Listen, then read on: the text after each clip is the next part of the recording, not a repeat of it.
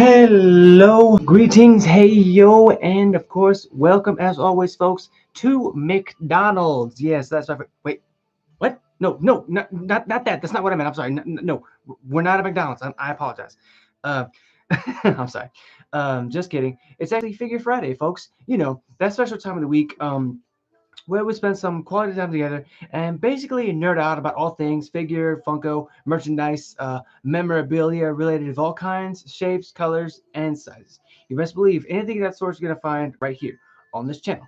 And of course, we're not only coming at you live from TikTok, but also from my YouTube channel as well. So again, I appreciate all the continued support, all the push, all that. You guys are awesome. Thank you so much.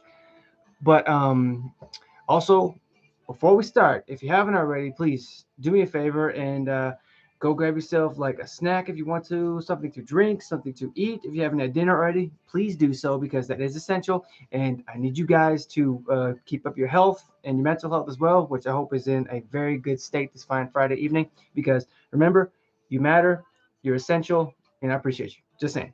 Just in case anybody didn't tell you today, you know. And of course, don't worry about me as always. I'm joined by this wonderful sprite this beautiful evening. It's always good.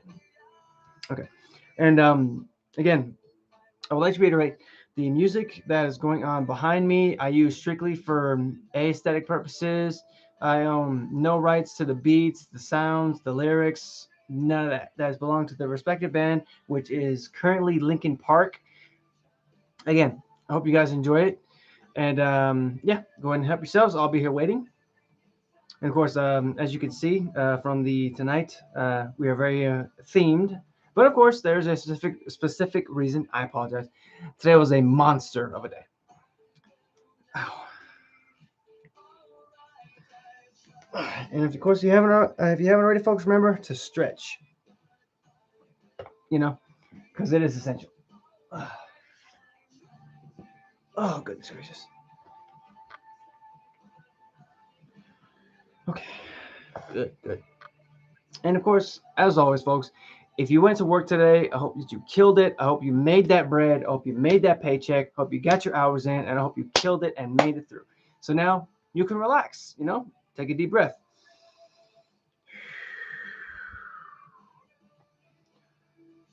You sent me a lightning bolt? Well, dang. Thank you, Chelsea. Thank you so much. I mean, it's not storming outside, but hey, that's always welcome. Can I ask you a question? Of course, legendary. Go ahead. Help yourself. Fire away, man. What's your question?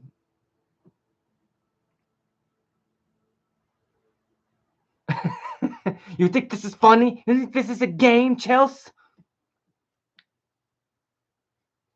When do you know if you're truly? I mean, well, to be honest, dude. I mean, I'm gonna be real with you. I honestly haven't really heard that term before, but I don't really think there is such a thing as a baby weeb. I mean, to me, honestly, if you like anime or manga or in any case of that, I feel like you're kind of in the weeb section, but I can't comment or speculate on that honestly. So I do apologize. You know, you totally have. What do you mean you totally have? You totally have. Why would you do that? Okay, cool. Just making sure. And also, folks, we have hit that marker, so we are going to go ahead and get started. Also, feel free to hit that share button, folks, you know, because as you know, I want everybody to come and join me if they would like to. Everybody's free to come and go as they please. However, I would very much like you to stay. And again, we're coming at you live, not only from TikTok, but also from a YouTube channel. The link is in my bio, everybody, just in case. So why don't we go ahead and get started, huh?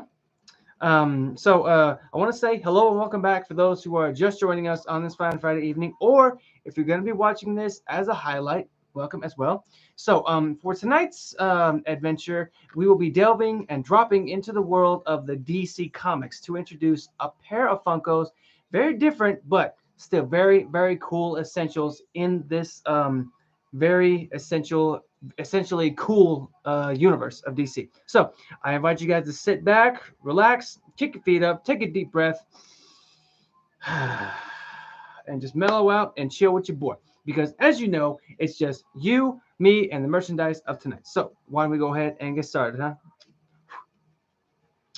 Chelsea, thank you so much for the rose. Always appreciated. Fist bump, right there. Fist bump. Okay, so first up, I thought that we could actually introduce a returning favorite from a pretty good while back, which I cannot remember for the life of me if I introduced this character as a figure already. I'm pretty sure that I did, but I really cannot remember, so please forgive me. He's actually very good at the job that he actually picked up along the way in his life, even if it is being the world's most dangerous assassin. So, I'm sorry, the most dangerous assassin in the world. So please give a nice Wolfpack welcome back to Mr. Slade Joseph Wilson, aka Deathstroke. Yes, that's right, folks. The meta-human merc without the mouth has returned once again, and luckily my name didn't come up on a contract, so he allowed me to share his story. Now, this is also a very rare find that I did procure on my last adventure at Comic Con, and of course, so you guys look at that. This is just badass. Look at that. And again, as you can see, sporting his trademark colors, corner like a brownish orange, and of course the other side is black. Very combat tactical gear he's got going on here. Pair of swords because he is a master with the blades. So one of my favorites. Honestly, he's one of my favorites too. I feel like he's not talked about enough, even though a lot of folks say a lot about him. I feel like Deathstroke does deserve a little bit more hype, honestly. But then again, so does my next guest. But that's when we introduce the next guest. So please, a little history here. So Slade Wilson is actually a mercenary and assassin for hire with no qualms about crossing the lines to get that job done. So no matter where those lines are drawn, he is there to step it over and do what needs to be done. So he's a formidable operative for the U.S. military. Colonel Slade Wilson agreed to undergo an experimental process that not only increased his mental but also his physical abilities to near superhuman levels. You know, and don't hate me, but what is the difference between him and Deadpool besides DC and Marvel? Well, that's actually a good question. Other than the suit design, um, they also did do they both did time in the military. Um, However, Deadpool is unable to die. He has an immortality phase and a regen phase that rivals Wolverine. And Deathstroke, however, even though he is metahuman, he is still more human than metahuman. So, like he's kind of up there with Deadpool, just not as much. And Deadpool is more comedic, whereas Deathstroke is more tactical and more has a bigger military presence. What are we talking about? We're talking about DC tonight. CLP, welcome. Where was I? Oh yeah. And of course, rather than continue his career as a soldier, Slade became the masked mercenary known as Deathstroke, and that left him and his son Joseph being permanently injured. However, as well as the death of his son Grant, who sought to emulate Slade but unfortunately failed. And we fast forward over the years, Slade actually fought many DC superheroes perfectly, particularly the Teen Titans, and of course, even been incarcerated only to escape multiple times. And he has also occasionally worked with Earth's heroes and the United States government. I'm sorry, to protect the planet or serve what he considers to be a greater good. Of course, in his opinion, that kind of differs. But of course, despite his occasional heroics, however, Slade Wilson ultimately defers to whatever benefits him the most, finding loopholes in his own code of honor to justify betrayal and manipulation. Um, but the thing is that that's one thing that really won't deter him from being able to do what he's good at, which is, of course, a contract killer and, of course, the greatest assassin in the DC universe. Now, I know that most people would argue that that title might belong to Longshot. However, I'm sorry, Deadshot. My apologies. My apologies. However, there's a lot of differences between Deathstroke and, of course, oh god dang it, Deadshot. I'm sorry. Slade is one of my favorites. Honestly, he's one of mine too. Really, I feel like again he deserves more hype because he's um he's a very formidable villain in the DC comics. Now, I actually did find out some pretty interesting facts about him. Did you guys know that he is as strong as 10 men and he can actually use 90% of his brain? Now, basically, what that means is that he's able to lift over 5 tons of weight, and he's smarter than any human in the known DC world. Yes, that includes Lex Luthor. So don't try to contemplate me on that because it's true. Um, now, he actually lied about his age to join the army and got his abilities through a military experiment. So I'm pretty sure you guys knew that. So I can't use it. Honestly, dude, that's the challenge every day. You know what I'm saying? And again, referring back to that question that was asked about Deadpool and Deathstroke, um, you guys might know this, however, but Deathstroke was actually the inspiration for Deadpool. Yeah, I mean, I kid you not. Look it up. Diego, hola, mi amigo, ¿cómo estás, man? ¿Cómo estás? Put you right there. Mm-hmm. Okay. Hold up, hold up. Let me switch the mode. There we go. Perfect. All right. Deadpool. That honestly, dude. Hey, I hold no haze, or I don't say which side is better because I support both sides. I support Marvel and DC. I just think that both sides have strengths and weaknesses, and honestly, both are great in my opinion. But that's just me. Okay, you guys good? I want to make sure that you're good before we continue. Sorry, I want to make sure because if anybody else tried bursting in this room, I'll probably just blast them. But either way, um, what is better, DC or Diego, man? ¿Por qué, man? Why you gotta ask me that? Seriously, why you gotta ask me that question? You know what? I'm gonna sum that up right now. Neither one is better because they're both good. Neither one is better because both are good. Honestly, can I see the blades in the back? Oh, these right here. Yeah, I mean, heck, take a peek. These are just in case you're curious. That's the Red Ranger's. That's the Red Ranger sword. That's the White Tiger's Saba sword, and of course the Dragon Dagger. And of course, right above that is the Blade Blaster, standard weapon for all the Mighty Morphin Power Rangers. Hope that answered your question. But we're gonna go ahead and move on, folks. We're going to shift our weight from the ground level up to the sky to introduce our next guest of the evening, who's a real knockout, which ironically, she's actually a counterpart of a particular girl of steel. So, she's also making her debut tonight, folks, so know that. So, ladies and gents, give a big Wolfpack welcome to Miss Kara Zor-El, a.k.a. Power Girl. Yes, that's right, folks. That's right.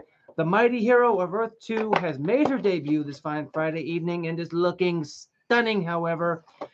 And of course,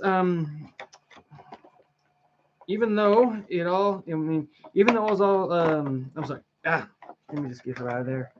Oh, wait. What the heck? Oh, that's new.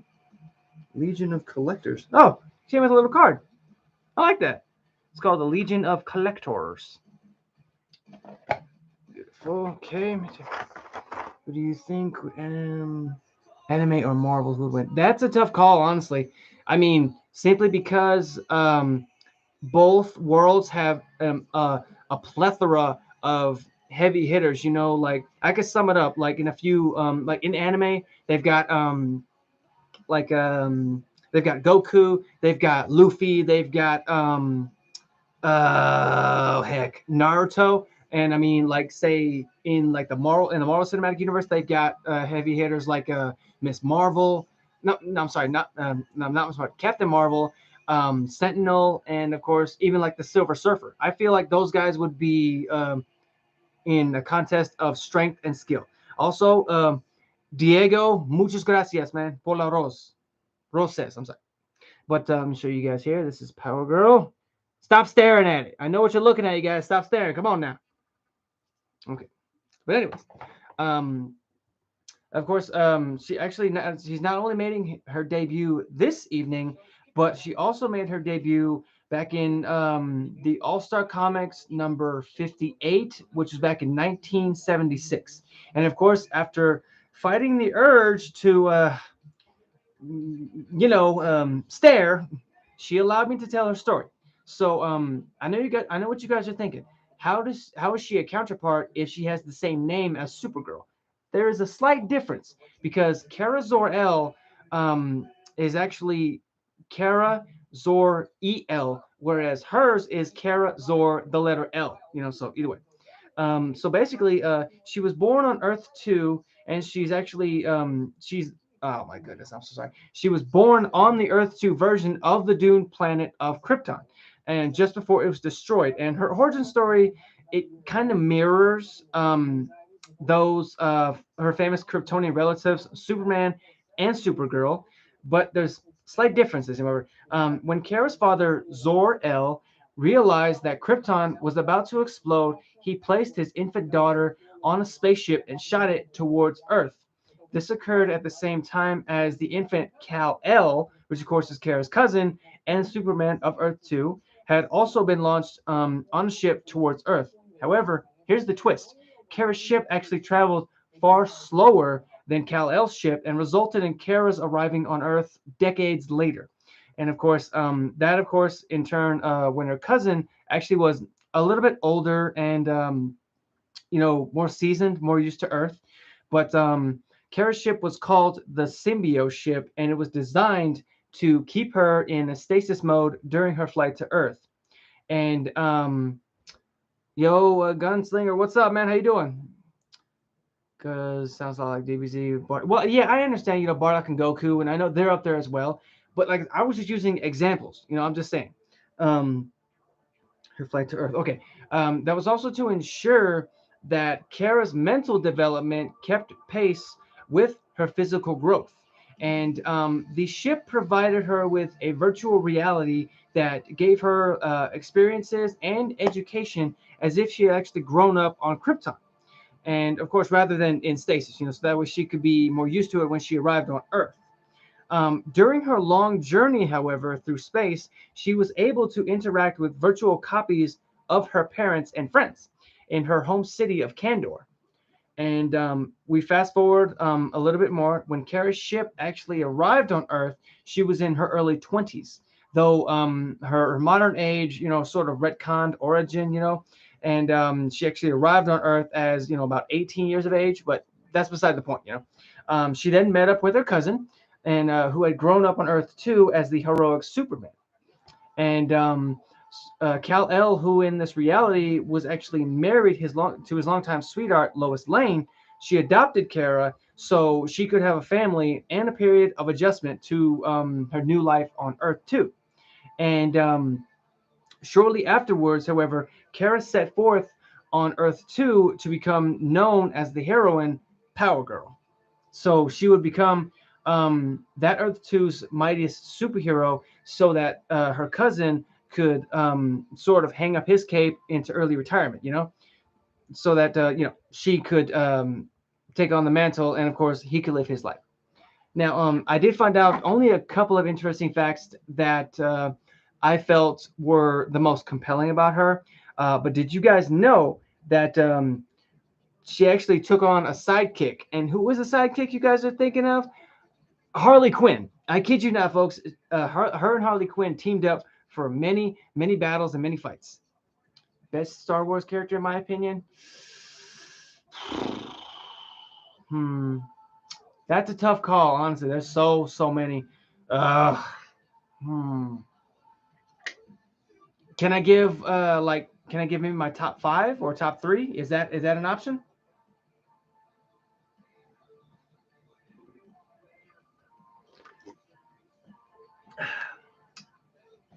Okay.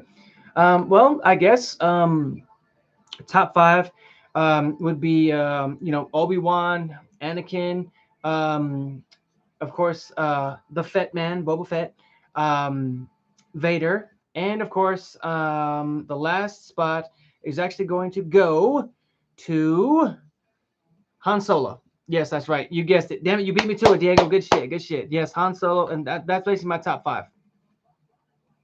Oh yeah, and probably the most interesting fact that I did find out about Power Girl. Hold up, you guys ready for this? Is that one thing that sets her apart from her cousin and a lot of other Kryptonians is that she's immune to kryptonite. I kid you not, folks. She can look at it and just honestly just do away with it. Honestly, yeah, I know it's very nice. Heck, very nice.